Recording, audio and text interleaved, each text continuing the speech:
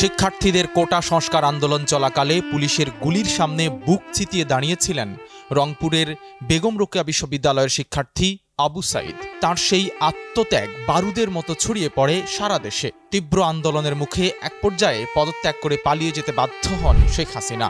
আবু সাঈদের এই অসামান্য ত্যাগকে শ্রদ্ধা ভরে স্মরণ করলেন অন্তর্বর্তীকালীন সরকারের প্রধান উপদেষ্টা ডক্টর মোহাম্মদ ইউনূস।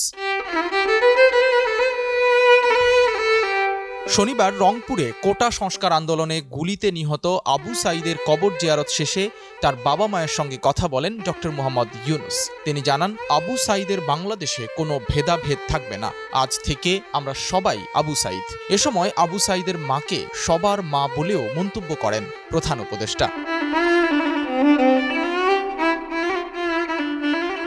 আবু সাঈদের কবর জিয়ারতের সময় প্রধান উপদেষ্টার সঙ্গে ছিলেন যুব ও ক্রীড়া উপদেষ্টা আসিফ মাহমুদ সজীব ভূঁইয়া এবং ডাক, টেলিযোগাযোগ ও আইসিটি উপদেষ্টা নাহিদ ইসলাম। এর আগে সকালে পীরগঞ্জের বাংলাদেশ মেরিন একাডেমি রংপুরে হেলিকপ্টার যোগে পৌঁছান প্রধান উপদেষ্টা। সামরিক বাহিনীর কড়া নিরাপত্তায় ৫ কিলোমিটার দূরে উপজেলার বাবনপুর গ্রামে আবু সাঈদের বাড়িতে পৌঁছান তিনি।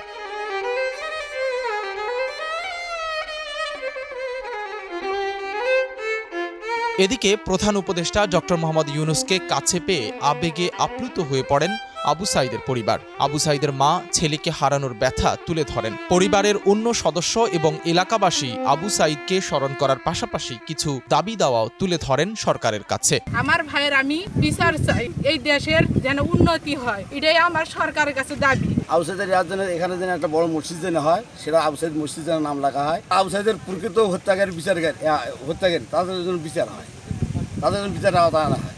শুধু আবু সাঈদ নয়, আবু সাঈদের সহ যতগুলি ছাত্ররা নিহত হলো, মারা গেল, শহীদ হলো, তাদের জন্য প্রকৃত বিচার হয়। সূক্ষ্ম বিচারক যেন হয় আবু সাঈদের, আর উন্নয়ন যেন হয়।